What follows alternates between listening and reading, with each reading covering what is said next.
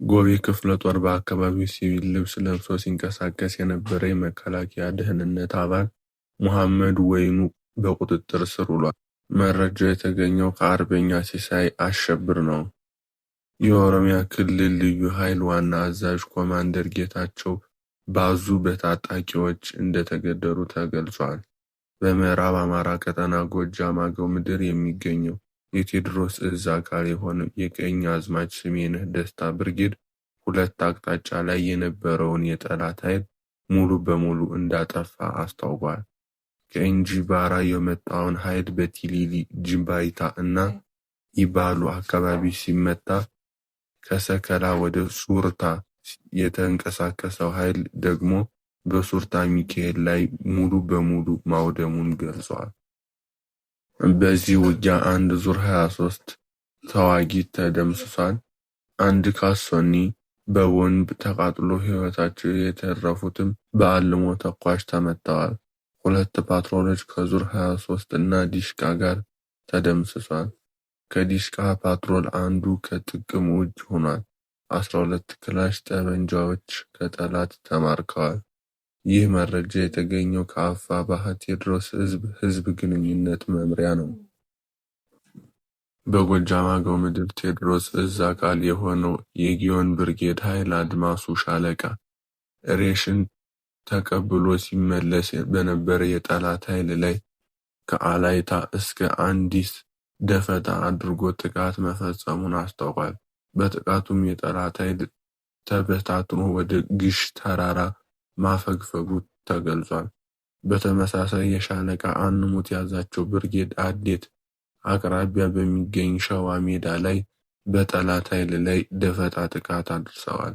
ከቀኑ 11 ሰዓት ላይ ከአዴት ተነስተው ሬሽን ለማጓጓዝ ሲንቀሳቀስ በነበረ አንድ ኦራል እና አንድ ፓትሮል ላይ በተፈጸመው በዚህ ጥቃት የፓትሮሉ ዲሽቃ ተኳሽ እና ሌሎች 4 የጠላት ወታደሮች ተገድለዋል።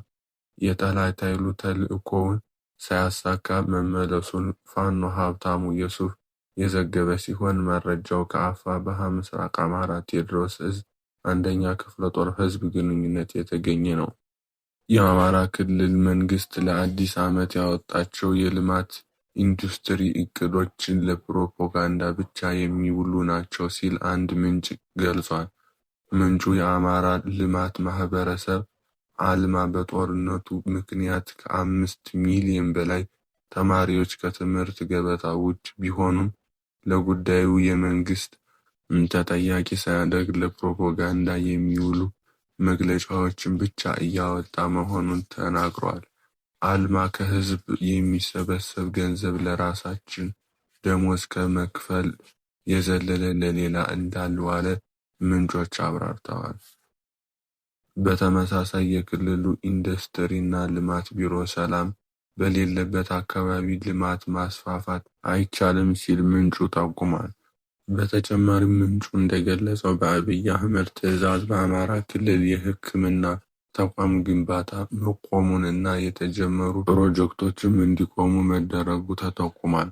ባለፉት 2 ዓመታት ለክልሉ የተበጀተው በጀት ለሚሊሻና ለአድማ ብተና ግዢ እንደዋለ አመልክተዋል። ትግሉ ካልተፋጠነ የአማራ ህዝብ ከጦርነቱ በኋላ ለመልማት በሚያስቸግር ሁኔታ ውስጥ እንደሚወድቅም ምንጮች አስታውቀዋል። የሱዳን ጦርነትና አጋሮቹ ስትራቴጂያዊ ጠቀሜታ ያላትን የባራ ከተማ ከሐምዳዳሎ ኃይሎች ጋር መቆጣጠራቸውን አስታውቀዋል። ይህ የሐምዳዳሎ ኃይል መዳከም በአዲስ አበባ በመንግስት በቡድራ ላይ ጫና ሊፈጥር ይችላል የሚል ግንዛቤ ቀርቧል። የተባበሩት አረብ ኤሚሬት ለአብይ አህመድ መንግስት የድሮን ድጋፍ ከመስጠት በተጨማሪ ከ2.9 ቢሊዮን ዶላር በላይ የኢንቨስትመንት ድጋፍ በማድረግ በአፍሪካ ቀንድ ያላትን ስትራቴጂያዊ ተጽዕኖ ለማስፋት እየሞከረች ነው። ይህ የአረብ ኤሚሬት ድጋፍ የአብይ አህመድ መንግስት እስካለ ድረስ እንደሚቀጥል ተገልጿል። ይህ ፖለቲካዊ ሁኔታ ለመጠበቅ ፋኖን እንደ የምስራቅ አፍሪካ ሚዛን አስጠባቂ ኃይል ለመግለጽና ለዚህ ስኬት የሚከተለውን ስልቶች መጠቀም እንዳለበት ጽሑፉ ጠቁሟል። የኤምሬት መንግስት ለአብይ አህመድ የሚሰጠውን ድጋፍ እንዲያቆም ዓለም አቀፍ ጫና መፍጠር፣ ከተባበሩት አረብ ኤምሬት በተጨማሪ ሌሎች የዓለም መንግስታትና መንግስታዊ ያልሆኑ ድርጅቶች በማሳተፍ ትብብር መፍጠር፣ በኢትዮጵያ ውስጥ በሚከሰቱ ሰብአዊ መብት ጥሰቶችና የዜጎች መፈናቀል ላይ ዓለም አቀፍ ትኩረት እንዲያደርጉ በመስራት የኤምሬትን ተሳትፎ ለማስቆም መሞከር፣ የኤምሬትን ድጋፍ አስመልክቶ ለህዝብ ግንዛቤ በመስጠት የመንግስት እርምጃን እንዲወስዱ ግፊት ማድረግ። በመጨረሻም ጽሑፉ እነዚህ ስልቶች ተግባራዊ ማድረግ ከቻለ ፋኖ የምስራቅ አፍሪካ ሚዛን አስጠባቂ ኃይል ሊሆን እንደሚችል ይጠቁማል። የእስልምና እምነት ተቋም የኦህዴድን ብልጽግናን ፖለቲካዊ አጀንዳ ለማስፈጸም እየሰሩ ነው የሚል ክስ ቀርቧል። ጽሑፉ የአረበኛ ሊግ አባል እንሆን እና አረበኛ ብሔራዊ ቋንቋ ይሁን የሚል አካላትን ጠባብ፣ ዘረኛ እና አክራሪ ሲል ይገልጻል። እነዚህ ቡድኖች ግዕዝን መማር እንደ ወንጀል ማየታቸውን ዘገባው ይገልጻል። በመጨረሻም ይህ ተግባር የሙስሊም ማህበረሰብ አጀንዳ ሳይሆን የኦህዴድ ብልጽግና የተቀናበረ ሴራ እንደሆነ ጸሐፊው አስረድቷል። የአፋድ ሸዋ ጠቅላይ ግዛት እዝ በአዲስ ዓመት ዋዜማ በቁጥጥር ስር የዋሏቸውን ምርኮኞች በምህረት መፍታቱን አስታውቋል።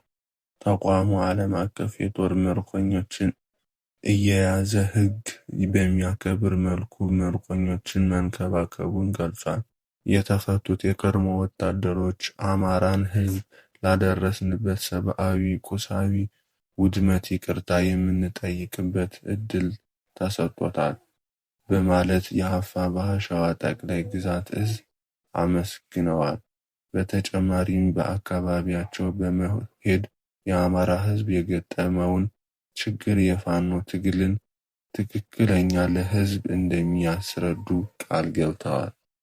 ፕሬዝዳንት ዶናልድ ትራምፕ የቀድሞ ፕሬዝዳንት ጆ ባይደን በኢትዮጵያ ላይ ያጣሉትን ማዕቀብ ለአንድ ተጨማሪ ዓመት ማራዘማቸውን አስታውቀዋል። ማዕቀቡ የተጣለው በሰሜን ኢትዮጵያ ያለው ሁኔታ በአሜሪካ ብሔራዊ ደህንነት የውጭ ፖሊሲ ላይ ልዩ ስጋት ደቅኗል በሚል ሲሆን፣ ትራምፕ ማዕቀቡን ያራዘመው ስጋቱን አሁንም ቀጥሏል በማለት ነው። ማዕቀቡ በጦርነት ወቅት በሰብአዊ መብት ጥሰትና የሰብአዊ እርዳታ ማስተጓጎልን ተጠራጥረው ባልተገለጹ ግለሰቦች ላይ ያነጣጠረ ነው። ጽሑፉ የኦህዴድ ብልጽግና ዲፕሎማሲያዊ ያልተሳካለት መሆኑን ኩስም እንደሆነ አብራርተዋል። በደቡብ ጎንደር ዞን ዓለምሰገድ በተባለ አካባቢ መስከረም 2 2018 አመሻሽ ላይ 4 መኪኖችን በአንድ ጊዜ መዘረፋቸው ተገለጸ። ዘራፊዎቹ የፈጸሙት በአገዛዙ የሚገፋ ታጣቂዎች ናቸው ተብሏል። የደብረ ታቦር ከተማ ባለሀብት የሆኑት አቶ አምሳሉ አሰፋ በዚህ ቡድን ተጠልፈው በሚሊዮኖች የሚቆጠር ብር እየተደራደሩ እንደሆነ ምንጮች ገልጸዋል። ዘራፊዎቹ በጫካ ውስጥ የሚንቀሳቀሱ ቢመስልም የሚኖሩት በባህር ዳር፣ ደብረ ታቦር፣ ወረታና ሐሙሲት እንደሆነ ተገልጿል። የዓይን እማኞች እንዳሉትም ዘራፊዎቹ ከበተን ስልክ እስከ 20 ብር ድረስ ሁሉንም ነገር ዘርፈዋል። የአካባቢው ነዋሪዎች ዘራፊውን በተደጋጋሚም የሚፈጽመው መሆኑን ገልጸዋል። ከዚህ በፊት የጸጥታ አካላት በአካባቢው ቢሰማሩም ትናንት የዘረፉትን ተሳፋሪ የሆኑትን እነዚህ የጸጥታ አካላት እንደሆኑ ተናግረዋል። ፕሬዝዳንት ዶናልድ ትራምፕ የቀድሞ ፕሬዝዳንት ጆ ባይደን በኢትዮጵያ ላይ ያጣሉትን ማዕቀብ ለአንድ ተጨማሪ ዓመት ማራዘማቸውን አስታውቀዋል። ማዕቀቡ የተጣለው በሰሜን ኢትዮጵያ ያለው ሁኔታ በአሜሪካ ብሔራዊ ደህንነት የውጭ ፖሊሲ ላይ ልዩ ስጋት ደቅኗል በሚል ሲሆን፣ ትራምፕ ማዕቀቡን ያራዘመው ስጋቱን አሁንም ቀጥሏል በማለት ነው። ማዕቀቡ በጦርነት ወቅት በሰብአዊ መብት ጥሰትና የሰብአዊ እርዳታ ማስተጓጎልን ተጠራጥረው ባልተገለጹ ግለሰቦች ላይ ያነጣጠረ ነው። ጽሑፉ የኦህዴድ ብልጽግና ዲፕሎማሲያዊ ያልተሳካለት መሆኑን ኩስም እንደሆነ አብራርተዋል። ፍቃዱ ጌታ የጄኔራል አሳምነው ጽጌ ታማኝ የብሬን ተኳሽ ኮማንዶ እና የአርበኛ ዘመነ ካሴ ቀኝ እጅ ነበረ። ፍቃዱ ጌታነህ መሪው ጄኔራል አሳምነው ጽጌ ሰማዕታት በሆነበት ወቅት የፌዴራል መንግስትን ለመጋፈጥ ዝግጁ መሆናቸውን እና የአማራ ልዩ ኃይል ወደ ጫካ እንዲገባ ጥሪ በማድረግ ይታወሳል። አርበኛ ዘመነ ካሴ ለመግደል በባህር ዳር ከተማ የተደረገውን ሴራ በመስማት ፍቃዱ ጌታነህ ወደ ከተማዋ በመሄድ መሪውን ለማዳን ተዋግቷል።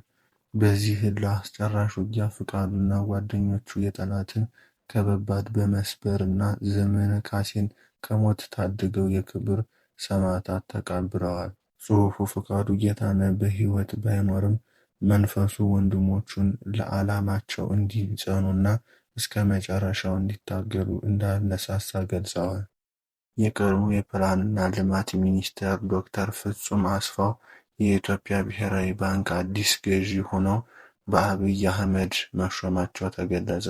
ዶክተር ፍጹም አሰፋ ባለፉት 7 ዓመታት የፕላን ሚኒስትር በመሆን ሲያገለግሉ ቆይተዋል። ስለዚህ ዘገባ የእርስዎ አስተያየት ምንድን ነው? ሐሳቡን ኮሜንት ላይ ያካፍሉን። ይህ ቪዲዮ ከወደዱት ላይክ በማድረግ ለሌሎች እንዲደርስ ሼር በማድረግ እንዲሁም ቻናላችንን ሰብስክራይብ በማድረግ ድጋፎን ያሳዩን።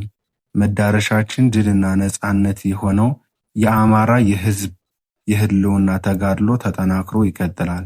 የህልውናውን ተጋድሎ በሚዲያ ዘርፍ የሚያግዘው ዜና ሰሚ ቻናሎች ነበርን።